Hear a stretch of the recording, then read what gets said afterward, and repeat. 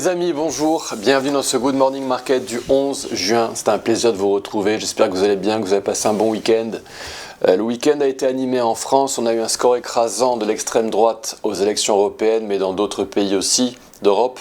Et un coup de théâtre en France, on a eu la dissolution de l'Assemblée nationale avec des élections législatives prévues le 30 juin et le 7 juillet.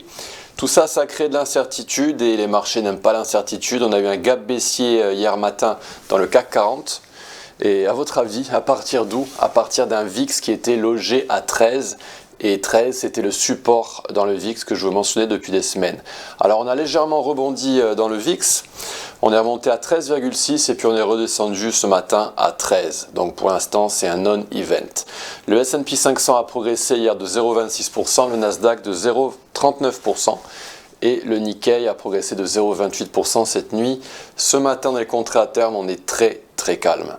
On a le Nasdaq hier qui a continué de monter direction les 19 300.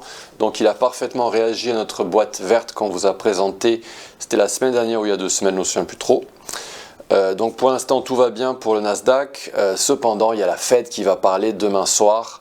En ce mercredi, on devrait avoir une journée calme aujourd'hui et demain. Quant à Bitcoin, il est en train de descendre peut-être éventuellement à 62 300, voire 64 000, un petit peu plus haut. Côté calendrier du jour, nous avons au programme très peu de choses. On a uniquement, grosso modo, les stocks de brut de l'API ce soir à 22h40. Aujourd'hui, on va analyser le CAC 40 par rapport à ce qui s'est passé le week-end dernier. Et pour vous rappeler très rapidement ce qu'est un mouvement mesuré haussier, c'est un mouvement mesuré pour lequel on va utiliser le retracement de Fibonacci. Donc vous allez dans ce petit onglet ici, retracement de Fibonacci, vous cliquez, et vous vous ancrez sur le creux jusqu'au top. Très simple. Ici on a une correction en 3 vagues, donc peut-être parfois on va descendre plus franchement. Quoi qu'il en soit, on a cette boîte verte située entre les retracements de 50% et de 61,8%.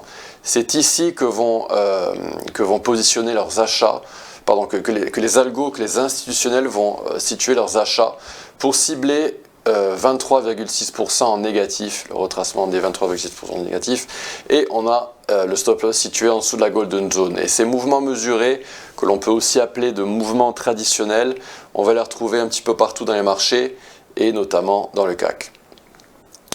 Donc je file au CAC, je fais un petit récapitulatif macro. On a cet énorme biseau haussier avec cette ligne de tendance qui est absolument magnifique et qu'on a heurté récemment dans cette boîte rouge. Alors cette boîte rouge, c'est une boîte qui est confluente entre différentes cibles. Et on a notamment celle-ci. Donc ici, on a frôlé, on n'est pas passé trop loin du retracement de 50%, on s'est contenté du retracement de 38%. Quoi qu'il en soit, la cible, elle est parfaitement située à 8269. Et c'est exactement ce niveau qu'on a touché dans le CAC 40. C'était en avril.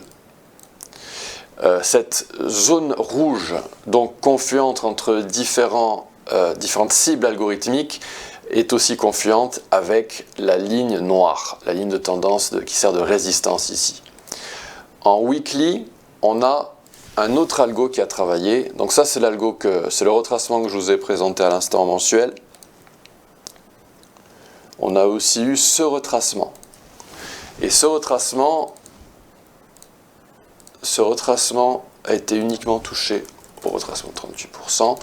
Et donc voilà, on a le bas de cette boîte rouge qui est située à 8028. Donc cette boîte rouge, elle va repousser les prix à la baisse. Et c'est ce qui s'est passé dans le CAC. On est redescendu et on a fait en hebdomadaire pour l'instant un marteau haussier. Mais il va falloir attendre un petit peu la clôture pour savoir comment ça va se dessiner. Et on est venu mécher ce support géométrique qui servait à l'époque de résistance. Donc intéressant. En daily, voilà ce qu'on a. Alors ce setup, cette première boîte verte, c'est le setup que je vous avais proposé dans la newsletter et dans la vidéo du GMM. Et je l'avais tracé à partir de ce top. C'est ce que l'on appelle une extension de Fibonacci. Et le setup a fonctionné On est venu descendre, mécher et faire une petite chasse au stop loss, mais le setup a tenu, l'idée de trading a fonctionné. Voilà, je me mets parfaitement. Et là, on est en train de cibler les 8439. Si on ne fait pas un plus bas, et ce qui s'est passé dans le CAC, c'est qu'on a débuté une série de Fibonacci. Donc, une série de Fibonacci, c'est une série de mouvements mesurés. Donc, le premier a uniquement atteint le retracement de 38%. 38% parce que le CAC est haussier. Et parfois, on peut se contenter uniquement d'avoir le retracement de 38% atteint. Donc, on a réagi à la hausse, on a atteint notre boîte rouge, et là, ce qu'est en train de faire le CAC, c'est qu'il tente de trader un second mouvement mesuré. Et ici, par contre, on a atteint le retracement des 38%. Pardon, désolé, le retracement des 50%, à 7777. Et on s'oriente donc, a priori, vers les 8505. Par contre, il faut que ce setup tienne, il ne faut pas qu'on redescende, idéalement, et qu'on fasse un plus bas. Sinon, on cassera la golden zone de mon extension. Donc, le CAC doit remonter à 8505, et pour cela, eh bien, on va suivre ce qui se passe en H4. Et en H4, j'ai pas mal de choses intéressantes à vous dire. Alors, en H4, voilà la golden zone de mon extension. On est descendu pile poil au retracement de 70,7. Et souvenez-vous, je vous le mentionne souvent dans le GMM, je vous dis souvent, d'après mon expérience, mes 8, 9, 10 ans d'expérience à suivre tout ça, à suivre Fibonacci sur les marchés, que le retracement des 70,7% est un niveau qui peut être méché par moment, notamment parce que des algos le trade. Et c'est la raison pour laquelle je positionne souvent mon stop loss en dessous de ce niveau. Donc ici, le setup a fonctionné, on a méché cette zone et on est en train de monter dans le CAC 40. Donc on a suivi parfaitement ma ligne noire que je vous avais dessinée pour le setup de la newsletter. On a plusieurs conditions pour passer définitivement haussier. Alors, il y a un petit concept que je ne vous ai jamais présenté dans le GMM, c'est la pitchfork d'Andrews, la fourche d'Andrews. Donc je vais venir ici dans Andrews Pitchfork, je clique et je trace ma fourche. Donc je la trace à partir de ce top jusqu'à ce plus bas, jusqu'à ce top là. Et il y a une règle avec le pitchfork d'Andrews, c'est la suivante.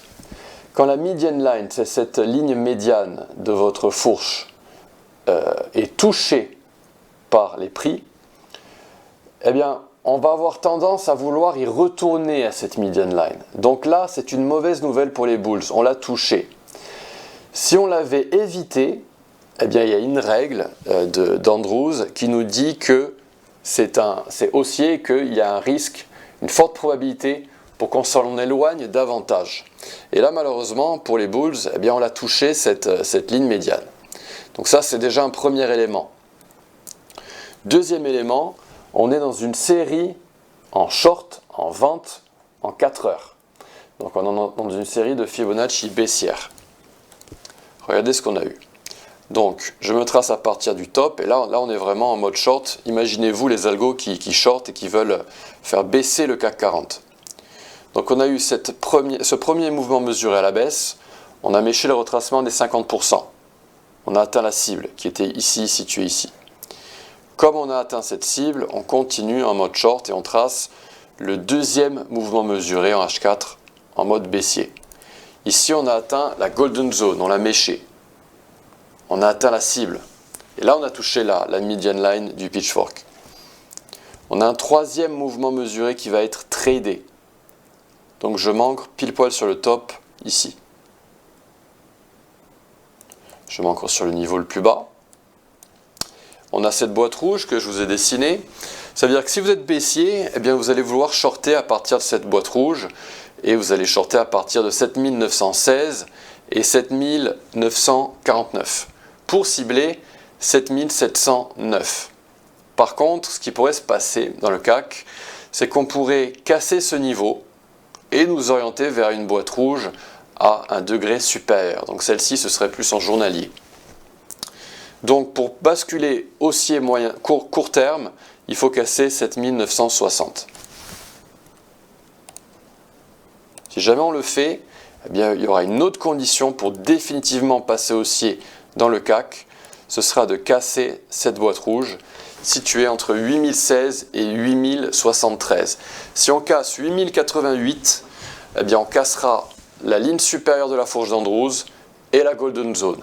Donc on aura des bonnes raisons d'être haussier et ce sera un signal haussier et on pourra s'orienter vers les 8437. Voir d'autres cibles, voire carrément retourner dans la boîte rouge long terme dans le CAC 40. Donc voilà, pas mal de suspense, c'est intéressant. Alors est-ce que le destin va nous amener à une prise de décision? Non, peut-être pas. Les élections, elles seront un peu plus tard, elles seront fin juin. Donc on aura une réponse avant les élections. On pourrait venir mi-juin dans cette boîte rouge, on va voir. Mais évidemment, il est possible qu'on continue de descendre et qu'on casse définitivement cette Golden Zone, qui est située à 7815.